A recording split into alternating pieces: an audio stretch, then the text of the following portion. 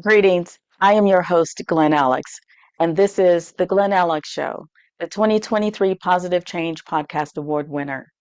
Each episode of The Glen Alex Show focuses on a different aspect of health because you are whole and all of you matter.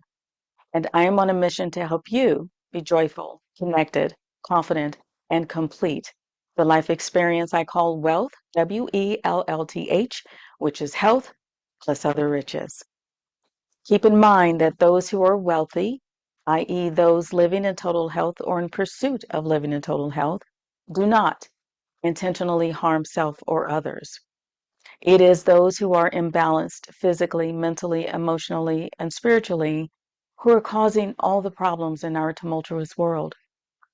So please join us on this journey so we can make the world safe and loving and accepting for all humans.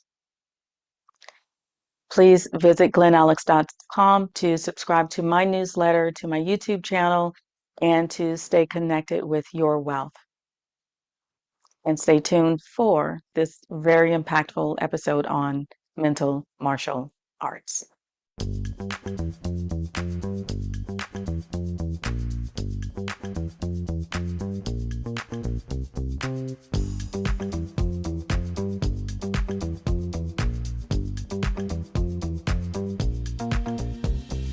Welcome to the Glen Alex Show, where your health matters, set your mind, let it flow. Joyful, connected, confident, complete. Let Glen Alex help you back on your feet. The Glen Alex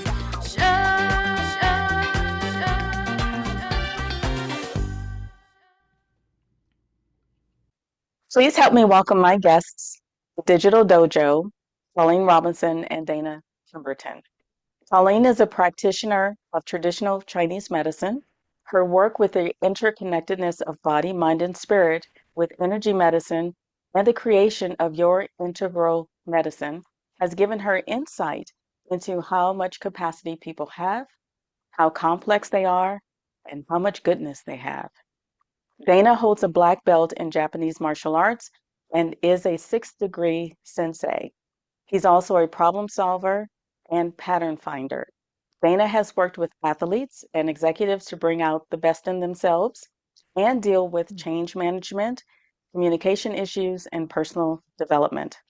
Together, Colleen and Dana bring complementary skill sets to classes, group work, and presentations.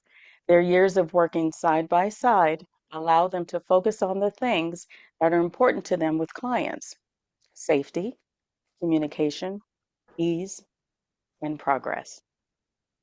Colleen and Dana, welcome to the Glen Alex Show. Oh, thank you so Oh, much. so happy to be here. Thanks for So having glad me. to be here.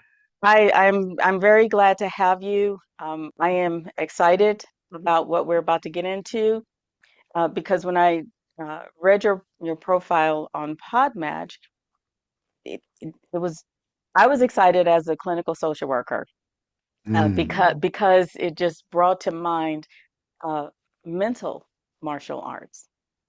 The art of mental health is exactly that. It's Yes. an art and it's a process. So thank you so much for being here. Let's get started with what brought the two of you together. Yes, that is a great question. Do you mean personally or professionally? I assume Okay. professionally. Yeah. Okay. Okay. Yes. and Great and answer, it guys. was Great just it answer. was just such an exciting question because we've known each other for a lot longer than we've been working together, Okay. and we've been together for, you might know the answer better than I do, Going on 27 years. going on Wow. 27 Okay. years. Okay. And we both were doing completely different things. So I completely revamped what I was doing. I dove into Chinese medicine and then integral medicine, and then Dana's been coaching since you were, I don't even know how young, not even High school, certainly. high school. Okay. And it just sort of kept evolving, and it just kept making sense to keep working together. Anything that I miss, he covers, and vice versa. Mhm. Okay. complementary skill sets. Exactly. Okay. So what led you to this work? Yeah, do you want to do that one? I think both of us had a real hunger for our own personal growth, Mhm. and we're always looking to raise our competency and raise our capacity and raise our standards and our conduct personally and professionally. And we really came together in terms of sharing information about our own personal journeys with each other. And Okay. then it just built into a momentum where we thought, geez, that might actually be useful to other people. and um, that was a pivotal turn in us deciding to open our clinic, open the Digital Dojo, and start to share experience with others. Okay. Okay. Well, give us an overview of the Digital Dojo. Mm, Mm. We do everything that we do, I think, started with the idea that um, there's so many people out there with so much trauma, so much anxiety, so much stress, and so many of the things that I was running into to help people with that felt like they were falling short for me, Okay. and felt like people could just use so much more help, and to not feel blamed and to not feel shamed and Okay. to have some hope again. So we kept finding different methods that just felt more and more hopeful, and it just kept building from there. Okay. Okay. Well, before I get into specific questions about your mm, work, just define a couple of some terms for us. What is the black belt mind? mm. Great question, Glenn. Thanks. The Black Belt Mind is a system that I developed from the lessons that I learned in a lifelong passionate commitment to training in the martial arts. I can say that the martial arts in many ways saved my life, gave me purpose, and put me on a really good road under circumstances where I watched my peers as I was growing up fall into not so good roads. Mm-hmm. Uh, and so I had a deep passion. I have a deep passion for the martial arts. Would love everybody to get the benefits of training in the martial arts, but I developed the Black Belt Mind specifically in this format to bring those lessons from the dojo to people who will never step foot in the dojo, because I Okay. feel like not only did the martial arts anchor me in my training and in my practice of jujitsu, but it's also become a tremendous crucible of wisdom for life in general. So Okay. the Black Belt Mind is a system that helps people reach their excellence. Okay. Okay. The white belt mind.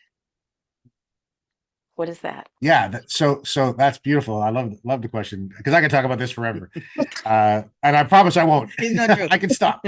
But so in a traditional martial arts dojo, Japanese dojo, the all of the belt levels represent uh, a point of progression. Okay. So in the black belt mind, as within the actual physical dojo, there are 7 belt levels. The white belt is the first one, and the black belt is the final one. Okay. So we go through all the belt levels, and the white belt mind is the place where we start. We often say in the dojo that uh, the hardest belt to get is the white belt, not the black belt. It's actually the white belt. Why? Because it's the place where you have to choose to start. And sometimes that's the toughest thing to do, because you have to step into a space where you are willing to admit that there's a whole bunch of stuff you don't know or understand, and that you're there to be humble and learn. That can be a big barrier for people sometimes because of this thing called the human ego. So the white belt mind is the threshold that starts the journey, and that's why it's the most important. Okay, but I should already be there. You just summed up perfectly, Glenn. The barrier and the obstacle that people get to actually commit to walking through the door. Yes. And why the practice of martial arts is so wonderful is because it's a physicalized metaphor, right, Hmm. for life. And it gives us a chance to kind of in a microcosmic way examine some of those dynamics that hold us back in life, Okay. like feeling like you are already supposed to be perfect. Yes. And the reason why it's so beautiful is because there is no way that anybody walks into the dojo and automatically knows the techniques and is perfect at them. And I've trained professional athletes, like ex NFL players, firefighters, soldiers, and they walk in as very competent, capable people in whatever field they were in. But that world is so particular and different and technique driven that we dismantle the expectation that a person's supposed to be perfect at anything, because it's so clearly obvious that when they attempt to start training in any earnest, they're not going to know what they're doing. No, we can't know something we haven't learned. Okay. So another term. Hmm. I'll just use the acronym because I don't want to Please. mess up the terminology. NAP. Yes, NAP, the new agreement process, is, and I like it because we can shorthand it by saying maybe you just need a nap. It's true in so many ways. Intend it like that. It just On kind of many came out. We're levels. like, hey, yeah, that's perfect. I think we need a nap. That came off of me saying many times throughout the workday, I need a nap right now. I need a nap. And the new agreement process is something that I developed based off of something from Dana's Black Belt Mind work. And then we've since then, it started off as a 3-page single spaced process, and now it's maybe 6 or 7 lines. It's just a repeat after me thing. And Okay. what's fun about it is it takes this concept that so many times we don't want to face the things that we're afraid of, that we're ashamed of, that we're scared of, that we're angry about, all of those feelings, uncomfortable feelings, because once we acknowledge them, we feel like we slide into agreement with them. Well, this person looked at me funny, and that means I'm an idiot. As opposed to when we acknowledge something, we can accept it. When we accept it, we can get information about it. And once we do that, we can change our agreement about it. Okay. Okay.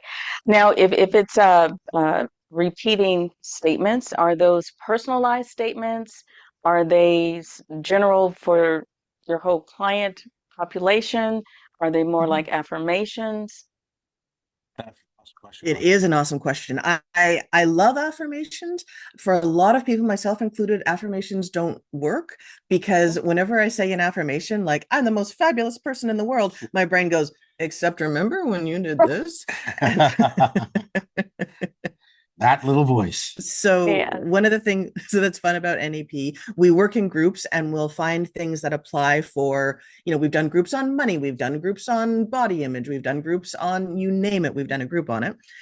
And we can individualize them as well. And you can start at whatever gentle slope you need. So when people come in with a really big, really scary feeling issue, we don't start with picking a statement like, this fill in the blank terrible thing that happened that I'll never get over. We can start with a really gentle statement like, this fear I have about facing this. Okay. And we get a 0 to 10 number, because sometimes that, 0 is nothing and 10 is, don't talk to me about it. Right. Sometimes just this fear that I have of even working on this is 11 out of 10. Okay. Okay. So the statements that you come up with, or the client comes up with, are personalized. You can do either. If it's Okay. more comfortable, you can start with, we can provide people with, and we often provide people with some general statements around any Okay. topic. Okay. Even a general statement is going to be helpful. And then when we're working with individuals and groups, we will absolutely choose personalized statements, and we show people how to use personalized statements just to make it faster, for sure. Okay. Okay. Excellent. Now, what are some of the top issues, maybe the top 3, 5 issues that your clients present with, the most common ones? Great question. Yeah. If I'm being very general, I would say trauma, anxiety, stress, to be very, very general. If we're being more All the specific, permutations that stem from those 3 things. yeah. Yeah. Fundamentally, where I've seen what Colleen's created with NAP based upon some of the Black Belt Mind principles, that, gosh, we didn't even necessarily intend, but we have found has been sort of the anchor issue for people is shame. Yes. So if there's one common denominator that drives, emotional distress, anxiety, psychosomatic body sensations, there is some foundational connection to a sense of shame underneath almost all of those things. And we approach things from a real learning standpoint. We're always constantly trying to follow, I guess the classical scientific method by getting a hypothesis and then putting it to work, trying it out Hmm. in the crucible, boots on the ground, practical application. And the more that we work with the concept of shame as a linchpin, an underpinning to a myriad of problems, the more effectively true that becomes applicable. Interesting. Interesting. So is your approach to shame about being defective as a human being, shame from having something bad happen to them, shame from not being over it? Yes, you named it, Glenn. That's yeah. I mean, you bullseyed it. Yes. Maybe in the simplest sense, we have developed lots of concepts over the years, but for me, being an ex-athlete and a martial artist, I'm always looking for performance. I'm always looking for rubber meets the road application. And one of those things that we've gleaned from that approach to shame is that there's a profound difference between shame and guilt. And just opening up the possibility in someone's mind that those two things are different energies, because we very Yes. colloquially use them interchangeably, right? Yes. There's a Yes. reason why the word shame rhymes with blame, and blame is the antithesis of actual responsibility. So when we work with shame and we approach it from the standpoint of identifying it as its own specific energy that is very different from guilt, uh, we get people opening up to a new level of possibility for themselves that in many ways, from over the 20 years so years we've been doing this work, people just didn't know existed. They didn't know it was possible to not think of themselves as broken, Hmm. inherently flawed, worthy of blame, and bad. Okay. Okay. So you have a new client, uh, pretty low in self-esteem, self-worth, mild depression, some anxiety, maybe panic attacks. What would be your first step with him or her? That's again, these are beautiful questions, and so much of that, like your own work is individualized. And for me, the first step is just the sitting and actually listening, because so many times people have just never been listened to in their entire life. And when you can listen to someone, it becomes quite, first of all, we start to recognize that we are worth listening to.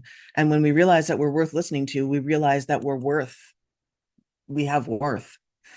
And that in itself, I'm sure in your work, can change anything and everything. And from there, it also becomes quite easy. People will say all the time, well, it's about this, it's about this, it's about this. And it's you can hear the resonance when they actually hit the issue that's anchoring everything. Um, we we say all the time that everybody has skeletons in the closet, and we can always go, if you're ever going into a session with and you've always got your skeletons that you can pull out if there's nothing new that week. And at one point I started wondering why we all allow so many skeletons in the closet, even the ones of us who do this work. And then I realized it's because they are such a good distraction from the bodies in the backyard that we're terrified of. So what we do is we get to the bodies in the backyard. Well, the skeletons in the closet might be company at some point too. You're not There you alone. go. Yeah. Exactly. The devil, it's the ones that you are familiar with, you're comfortable Yes, with, Yeah. yes, right? You yes, have a great converse ability to converse and have relationship with Yep. those. They're your pals after a while. Absolutely. yes. Well, Colleen, thank you for mentioning the listening, and in our world we call that active listening. That's attending to the person without judgment, without bias, and without developing your own responses as they're speaking. I would love for more people to learn how to do it because in today's world, no one is listening to anyone. Everyone is seems to be talking and forcing their opinions and mindsets onto everyone else, and here we are. So Perfectly well said, Glenn. listening Yes, you is a critical human skill. man. Very much. Yeah. Yes, yes. Okay. So there's just so many different questions to ask. I know, I get so That's excited the same, too. right? We all kind of fritz out in the same way. We're like, oh, I can talk about this. This is gonna be good. Oh, yeah. So we're with you. So let's just all take a breath together. And we'll find the next step because there's so many areas There's that we're so so many. excited to tackle with you and converse. Mhm. Like just being able to be in an open space like this, Yeah. ask these questions and learn from each other and have this discussion. It's sorely lacking in the world. So thank you for creating a space where that can happen. Well, yeah, thank you. Thank you for saying that, and you're welcome. So in today's environment, in the last 8, 12 months, there has been a significant rise in anxiety and depression among my clients, and I'm sure among other That people's. So yes. how would you apply the black belt mind, the white belt mind, the new agreement process to today's uncertainty? Yeah. Because I people's Beautiful. livelihoods are at risk. My goodness, yes. Yeah, For yeah. real at risk, for Yeah. real. right? For real, Yeah. yes. I I think that's a you question because so many times when I fritz out, when the anxiety just wants to take over and say everything's going to be terrible forever, Hmm. um, the anchor points from the black belt mind have saved my bacon Mm. because there's always a place to come back to, and when you find that place of solidity, I can just feel myself be able to breathe again. So no pressure, but as I say all the time in classes, say something smart. I try to pick up the gauntlet every time. Um, yes, that's such a beautiful question, Glenn. Fundamentally, and I'll try to keep it as straightforward and applicably simple as possible. Okay. Um, in the black belt mind, each belt level has from white to black has a driving principle, almost an Okay. axiom that we follow. Okay. We live by because those serve as points of reference for uh, decision making when we're under pressure. And the white belt mind, the driving axiom and the statement that goes with it is innocence. Innocence. And we just define for our purposes in the black belt mind that at the white belt mind level, innocence is described as a harmless lack of knowledge. It's kind of our fancy way of saying it's okay not to know stuff. Okay. Because if you're okay with not knowing stuff, then you're also in the best position to learn new things. The underpinning of that is transformative for people that I've watched for decades in their lives in the dojo and outside of their lives in their families and in their work is that when you recognize that it's okay to not know things, when you are innocent and pure enough to sit in a place where you can say, I don't know that, you move from a win or lose mentality into a win or learn mentality. Okay. When we are winning or losing, everything feels precarious. Everything Hmm. feels on the edge of anxiety and overwhelm. When Yes. we're winning or learning and we get into a momentum of that, we kind of recognize that learning is winning. So if we're winning and learning, we're just winning and winning. We're just winning and winning. And if under pressure you can return to that place, you'll recognize that no matter the obstacle that arrives, no matter the problem that shows up, there's an opportunity and there's a solution. When Okay, I let work me, with people in, yes, of course, I'm please. sorry. I want to ask you this question before I lose it. Yeah, yeah, of course. So you defined innocence as the not A harmless lack of harmless, knowledge. harmless lack of knowledge. I really like that. And do you differentiate that from ignorance? I'm high fiving you over the airwaves. Yes, that's yeah. You so like thank you for that's such a awesome because that means you like you're embodying what I'm saying in a way that makes sense to you. Yes, because we also define ignorance as well, and it's kind Okay. of neat to see what those comparative definitions are, and they're simple so we can remember them easily under stress and then apply them easily. So if innocence is a harmless lack of knowledge, okay, ignorance for our purposes, we define as a harmful lack of knowledge. Okay. Okay. It's more And a choiceful. harmful lack, say again? It's more choiceful. Yes. Perfect. Yes. You, Yeah. okay. I'm sorry. Go ahead. No.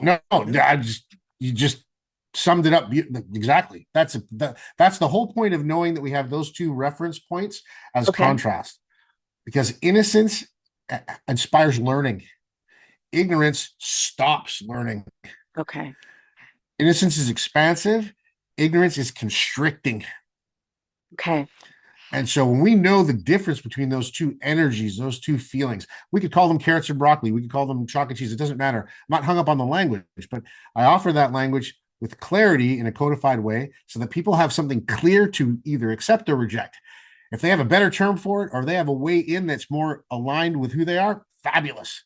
But Okay. being clear gives them an Clarity. opportunity to provide and experience their own clarity if they have something that feels more suitable to them. But we Okay. start there because then they've got something to reject if they need to. So those two dynamics are really powerful: innocence and ignorance. Knowing when you're in which state and which energy is driving your action is powerful to handling your own emotional momentum. If you can Okay. do that, you can handle your anxiety Okay. much more effectively than you ever thought possible. Okay. And what's the anchor point or axiom of black belt? Black belt is ideals. Okay. And ideals we define as high standards of excellence. Right? So all of the belts from white belt to black belt add another reference point that when we get to black belt, it culminates in, okay, now I want to express, experience, and live from all of these ideals. All of these different principles at Hmm. the highest level I possibly can. I want to be excellent in my innocence. Yellow belt is about developing deep interest in things, primarily learning. I want to be excellent in my level of interest. I want to be self-determined and intentional about how I approach life from that perspective. And then it moves all the way up in a way that each one of the belts gets strengthened and supported by the concept right below it. Okay. Okay. Okay. So in working with someone who is very anxious about the uncertainty, the realistic risks in our world today, how would you apply the black belt mind to that person if they've gone through the other levels successfully? What would that look like Yeah. for them? Oh, you're just throwing me great. I'm just like, okay, He's gonna be happy all gotta day. keep it contained. Um, so there's a foundational uh, set of principles that goes with each one of those belt levels. That's what Colleen developed the NAP Okay. practice from. Okay. And I developed those foundational principles, which I'll share with you in a second. They're quite brief and succinct. I will try to be as well. Um, uh, for leaders, and when I was working with executives and coaches at a high level, they had to be able to understand that they could make responsive, intentional, aware choices under extraordinary amounts of stress and manage their anxiety as leaders. Hmm. Leadership is a very particular and precarious, potentially kind of position, which offers lots of fantastic opportunity and value. But if you don't know what you're doing as a leader, it's scary. Yes. So those three principles are very simple: acknowledgement, acceptance, and agreement. Okay. Three very simple ideas that are the underpinning to every belt level in the black belt mind, from white to black. Acknowledgement is, I'm aware that something in my environment might be having an effect on me. Okay. That's the first one. Acceptance is, I'm consciously aware that something in my environment is having a direct effect on me. Agreement is the process that embodies the choice that we make about that thing that could be having an impact or that is having an impact. And that when we get to the stage of agreement, we're either going to be reactive to that Mm-hmm. impact, or we're going to be responsive to it. Okay. So when I work with people initially out of the gate, I kind of tend to do things in threes. First of all, I ask them where they're ashamed, if they are, Okay. where they're angry, if they are, and where they're Okay. afraid. And through each one of those lenses, we then apply the triple A process, which is, okay, can you acknowledge that you feel ashamed? Can you accept that you feel ashamed? Okay. Can you make any other choices about how you're handling feeling ashamed than you've ever made? That creates the two most important things that I think fundamentally we always try to provide in any circumstance, one-on-one, with a group, with a team, online, in person. Safety, to accept and acknowledge and accept your own information, your own emotional Mm-hmm. content, Okay. and permission to keep doing so, giving Okay. yourself permission to keep doing so. Okay. As a person experiences that for the first time, we watch them open up in ways we can't even predict anymore, like just miraculously in front of our eyes, that are very humbling. Because what that does is it can reconnects them, and I'll say that very deliberately, to a possibility that they have a capacity for courage that they never thought was possible. Okay. And when Okay. you watch a person land there, all of a sudden it's like, oh, what? Wait a second. Oh, Yeah, okay, that's scary. Yeah, that is. But I can handle that. oh, I love my clients' aha moments They're when the they best. when they report them in session, and sometimes they actually happen in session. Like I have one client who shooted himself to death at work and Oh, beat himself up because he couldn't get everything done. And so as we were talking, he stopped and said, "Well, why am I punishing myself?" That was so cool. So, anyways, Yeah. it's the best. it's the Yeah. It's best. the Yeah. It's absolute, awesome. Yes. nothing beats it. It's like it's And happening for the first time every time it happens. You can't believe it. Feels so incredible to watch a person and witness them it's through that empowering. reconnection. Oh, Yes, it's not defeating or punitive at all, and that's the beauty of it. And that is so affirming for them that it's just, I love it. That validates me doing this. I mean, not validates, but reinforces why I I do get this it. work. I get Yeah, it. yeah. Okay, so I on your website, you have a number of like it looks like a kabillion video blogs, That's the right? official number. Yes. It's officially a chameleon. Yeah, you're Yeah. right. A chameleon and two, because we put up two Right. today. Yeah, we put up two today. Yes. And a few of them were about standards. How does NAP lead someone to the standards of excellence? Can you just give us an example? So great. Mhm. Yeah, that's fabulous. Um, One of the sentences that we refer to in NAP that brings me such comfort, and I watch people's shoulders go down when they repeat it, which is that Mhm. whatever is happening, whatever you did that you're ashamed of, that you're upset about, that's concerning to you, you weren't crazy to do it. You were doing it for a reason. You were doing it to make sense of things. You were doing it to survive, to stay safe, to stay sane. You were doing it to fit in. You were doing these things that we are driven to do in order to stay alive in the world, or at least that's what it feels like in the moment. Mhm. And the challenge is that we do those things and then we can reduce ourselves to those moments of, well, I did this thing to survive, so that's all I am. Right. And so the beautiful thing about standards is quite oftentimes standards are misused by people to say, well, you haven't met this standard, therefore you're not good enough. What Right. it really does is it gives us the place to reach to and to say, right, I did that to survive. Now I'm going back and reaching for the standard that feels so good because I'm here to reach for it again. Mhm. I'm here to be able to demonstrate that even when it's hard, I can fall off that standard, do what I need to do to survive, and climb right back up again. Okay. Okay. And those standards are self-defined. Yeah. They're not Beautiful. they're not Yes. shoulds. Yeah. Yes. Yes. You, you should have a house by now. You should be There you go. making six figures. You should have a family. Yeah. So on the money, just bullseye. And we define those as, in a simple way. Hopefully, that's clear.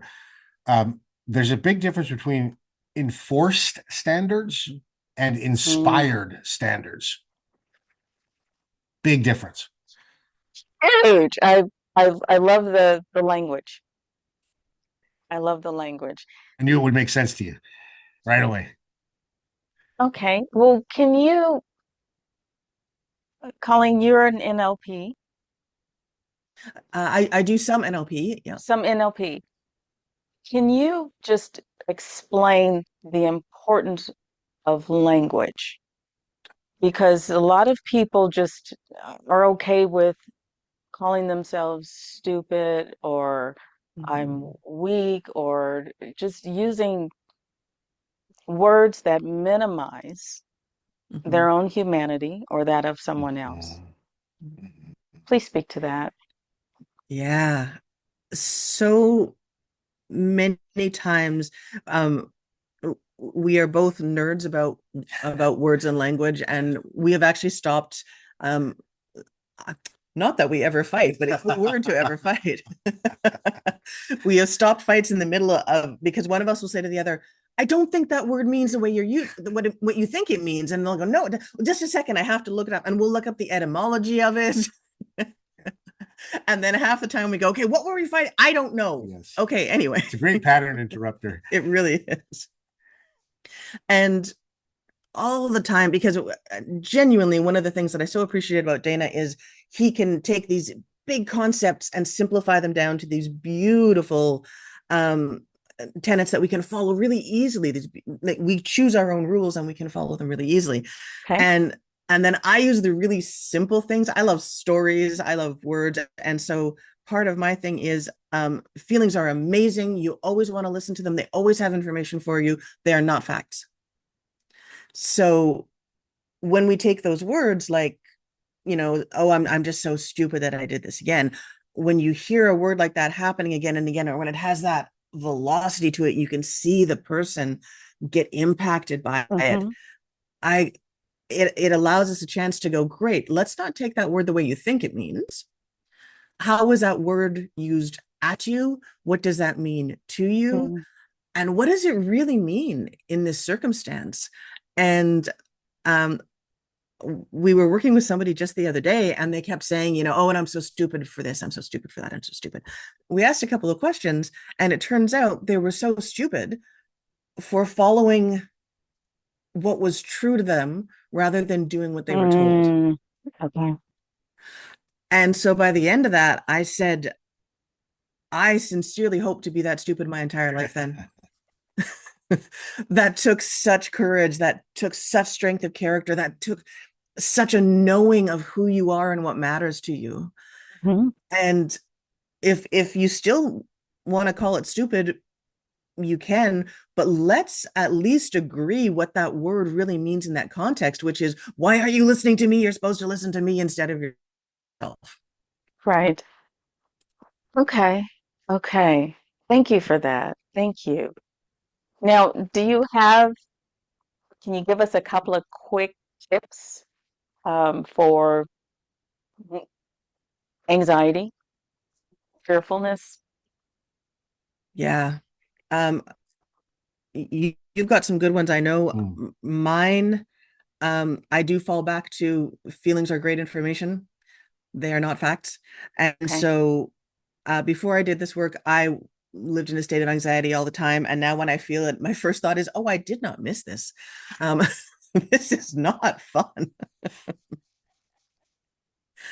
And so for me, it goes back to, okay, if this is not a fact, what's it trying to tell me? And is that true? So I feel the anxiety of, they're doing construction outside of our house. So I left triple the time to get to work, still managed to be peeling into the parking lot just in barely enough time to get up there. And I felt the anxiety kick in, and it said, oh my goodness, they're going to think that you're a terrible person and you're not going to be set up. And Mm, what it felt like was, oh, you screwed up and you failed and you're failing them. yeah. And it was very simple. Oh, okay. that's a good feeling to have. Is that the fact? No. Well, what's the fact? Well, the fact is I don't want to let them down. Oh, okay. Well, that's good. And why don't I want to let them down? Because they matter. Oh, that's good. Okay. Well, can I let them know that they matter while I'm setting up in front of them? Yeah. Great. Okay.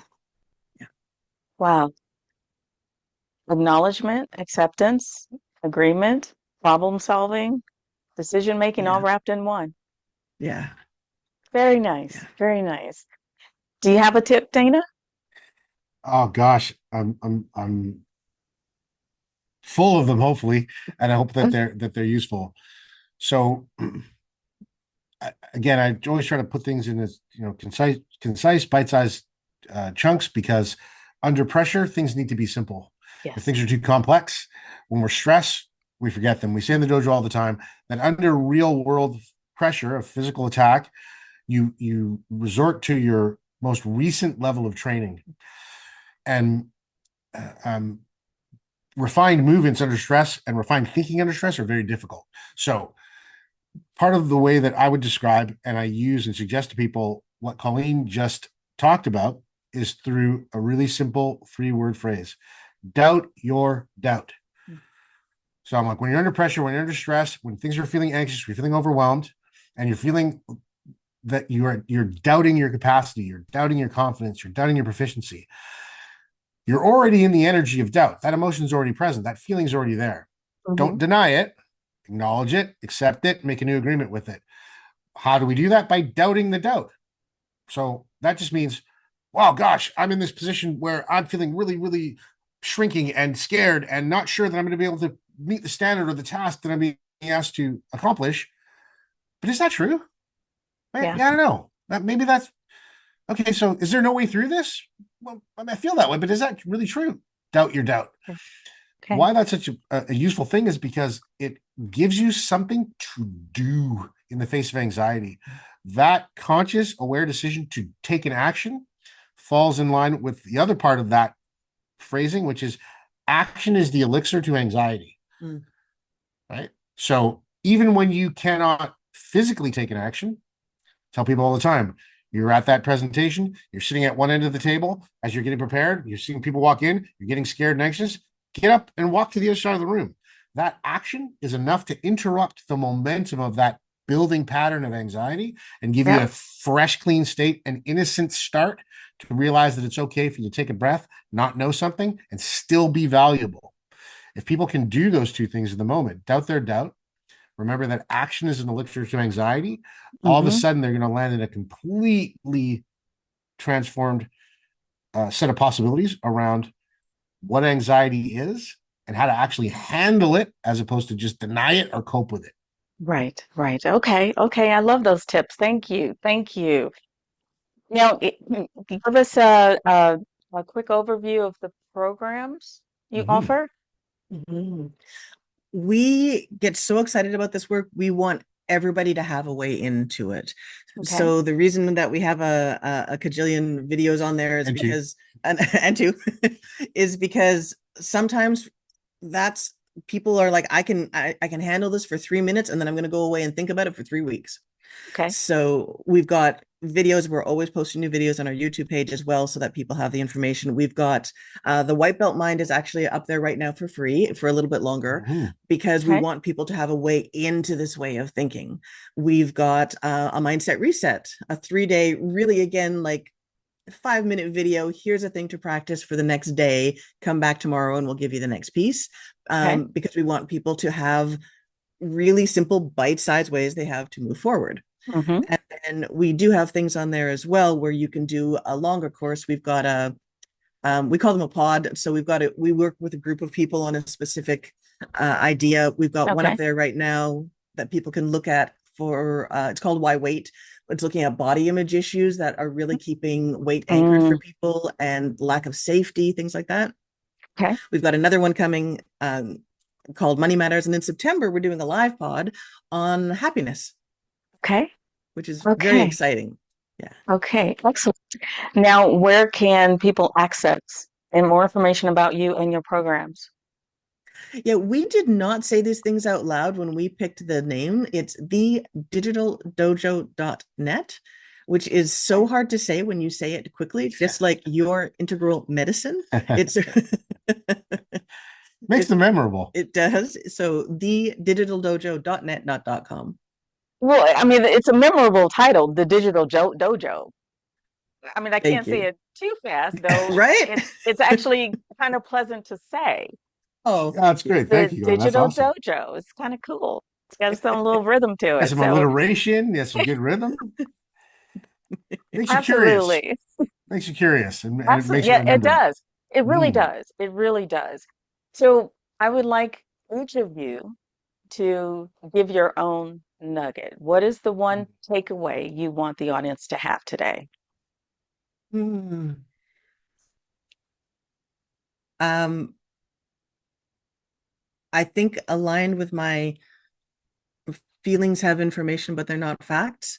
If Hmm. there's one thing that I have learned again and again and again, it's that people have been taught, people have heard and internalized this idea you should be ashamed. And that's never true. So if there's one thing I could share with anyone and everyone, any place you have that feeling of, oh, I should be ashamed. No, please don't. Okay. Just gotta chill. Yeah. A little skip in my heart. Thank you. Dana. Mm. Thanks, Glenn. Uh,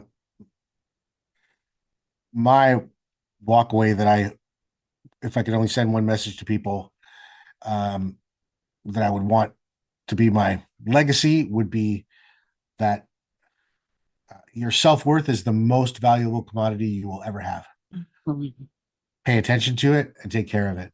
Listen to how you feel. It's the most important thing a human being can do. Pay attention to how you feel and listen to how you feel, because that will keep you in awareness of the value of your self worth and give you courage to stand up and face anxiety and stress in ways that the more you lean into that self worth and the connection that comes from experiencing your own courage, you will transform yourself in ways that you didn't think were possible. I've watched it for decades, in my years as an educator, in my years as in the dojo, people just accomplishing things and experiencing their own capacity in ways that they never thought they could. Mhm. So take care of your self worth, pay attention to how you feel, and know that that's the most important. Those are the most important things you can do. Okay. Okay. Thank you both so much. This has been an absolute pleasure for me. Us And too, Glenn. I love the information. I love your work. I think it's necessary and So much. very helpful, especially during these times. So thank you. And I can imagine you with the truck and a billboard on the top, just spraying the digital dojo all over the That's it. world. That's the plan. I love it. Thank you. Get some useful information to as many hands as possible. Anybody that's Yes. willing, they can come and get some soothing and get some info and get back out there and make better decisions out for themselves. Yeah.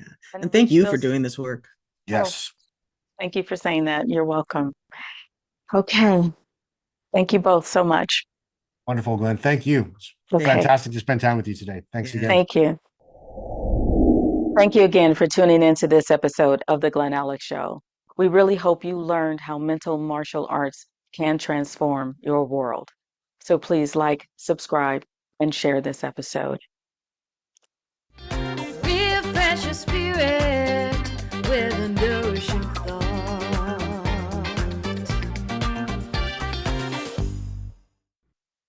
Please allow me to leave you with this nourishing thought. Bruce Lee said, absorb what is useful, discard what is not, add what is uniquely your own. Martial arts embraces the whole person. Its teachings encompass the physical, mental, emotional, and spiritual aspects of humanity, much like my book, Living in Total Health.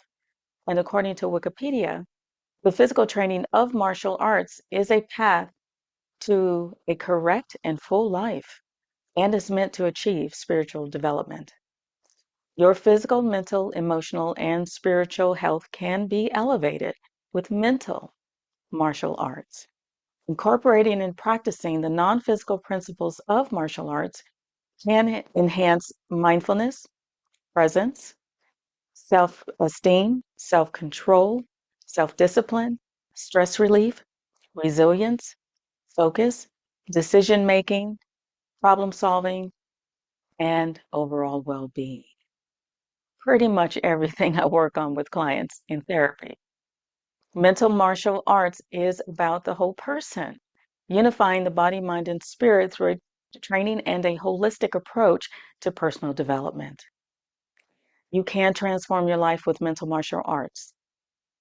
To get started, book your complimentary consultation with me at glenalex.com. Order your copy of my 5-time award-winning book, Living in Total Health.